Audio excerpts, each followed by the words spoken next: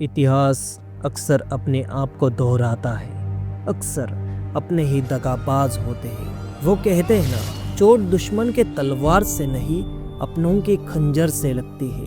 ठीक वैसा ही हुआ छत्रपति संभाजी महाराज के साथ। अगर संभाजी महाराज को धोखा नहीं दिया होता, यकीन मानो मुगलों का नामो निशान नहीं मिलता, दिल्ली पर मराठाओं का डंका बजता, पुनः पूरे भारतवर्ष पर हिंदू साम्राज्य स्थापन होता।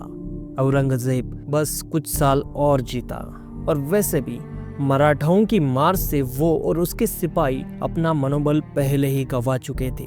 बस जरूरत थी थोड़ी और मार की, जो कि छत्रपति संभाजी महाराज के नेतृत्व में पड़ भी रही थी।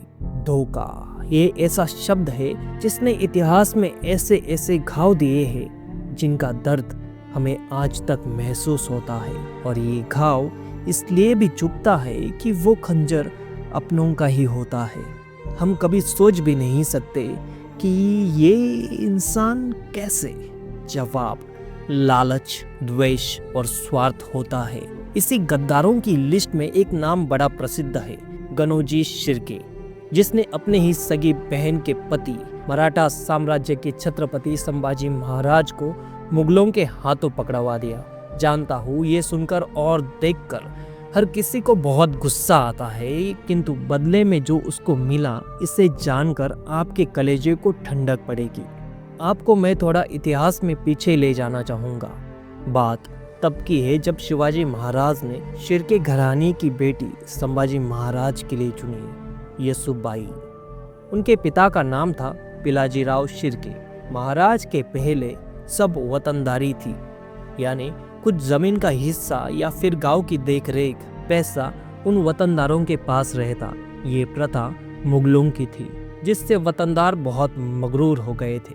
अपनी प्रजा को वो गुलाम की तरह इस्तेमाल करते, जिस कारण से शिवाजी महाराज ने इस वतनदारी प्रथा को ही नष्ट कर दिया और मुल्क अपने अंदर ले लिया। वहाँ अधिकारी नियुक्त किए गए। लेकिन जब शिर्के ने महाराज से वतन की मांग की तो महाराज आश्चर्य के साथ क्रोधित हो गए। लेकिन तभी उनके सलाहकार ने उन्हें समझाया कि महाराज, संबंध बहुत गहरे हैं, थोड़ा सोचकर निर्णय लीजिए। तब महाराज ने इस निर्णय को थोड़ा आगे धकेला। जब येसुबाई की मांग की, तभी महाराज ने भी अपनी बेटी शिर्के घराने यानी गनोजी को दी थी। अब संबंध बहुत नाजुक था, ना ही मना कर सकते थे और ना ही सजा दे सकते थे। तब महाराज ने एक चाल चली। उन्होंने उसे कहा कि जब हमारी बेटी को संतान होगी तब इस पर बात करेंगे। ऐसा कहकर उन्होंने ये मामला आगे 10-15 साल के लिए धकेल दिया, और जब उन्हें संतान हुई तो गनोजी ने इस बात की याद दिलाई। तब छत्रपति थे संभाजी महाराज। अब संभाजी महाराज भी ऐसे ही कुछ कहकर टाल देते तो शायद आज इतिहास कुछ अलग होता, शायद। लेकिन शंभू ठहरे रुद्र अवतार। उन्होंने गनोजी को मुंह पर ही ना बोल दिया, जिसके बाद उस नामर्द ने मुगलों को संभाजी महाराज को पकड़ने में मदद की। जिसके बाद पता है बदले में उसे क्या मिला? संभाजी महाराज को धोखा देकर उस नामर्द को औरंगजेब ने कुछ एक छोटा मोटा जमीन का टुकड़ा दिया। वतनदारी तो दूर ही, सिर्फ एक छोटा सा टुकड़ा। उसको धर्म परिवर्तित किया। वो हिंदू से मुस्लिम बना। उसे मुगलों में हमेशा गद्दार ही समझा गया।